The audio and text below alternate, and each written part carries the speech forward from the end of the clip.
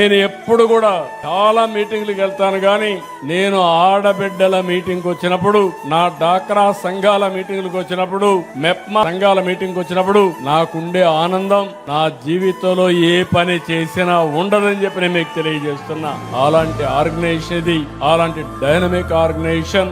దీన్ని ఇంకా next level కి తీసుకెళ్దాం. మనీ అనేది సమస్య కాదు. మీకు ఏం కావాలని ఇవ్వడానికి నేను సిద్ధంగా ఉన్నా.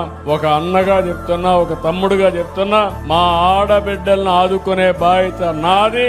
నేను చెప్పిన కార్యక్రమాలు చేసి బాగుపడే బాధ్యత మీదని మరొకసారి తెలియజేసుకుంటూ, ఇప్పుడే ఇక్కడికి వచ్చినప్పుడు చూస్తున్న ఎంత ఉత్సాహంగా ఒక ముఖ్యమంత్రి అంటే 4 గోడల మీద కూర్చొని పెత్తందారులు కాదు, మీలో ఒక నమ్మకాన్ని, ఒక ఆశను కల్పించే వ్యక్తి ముఖ్యమంత్రి. నేను ఒకటే చెప్తున్నా, భవిష్యత్తులో మీరందరూ గుర్తుపెట్టుకోండి, నేను ప్రతిరోజు దేవుణ్ణి ప్రార్థించేది ఒకే కోరిక, రాష్ట్రంలో ఉండే 5 కోట్ల మంది ఆరోగ్యంగా ఉండాలి, ఆదాయాన్ని పెంచుకోవాలి, ఆనందంగా ఉండాలని ఏకైక కోరికతో రాత్రింబగుళ్ళో పనిచేస్తున్నా. ఇది సాధిస్తా.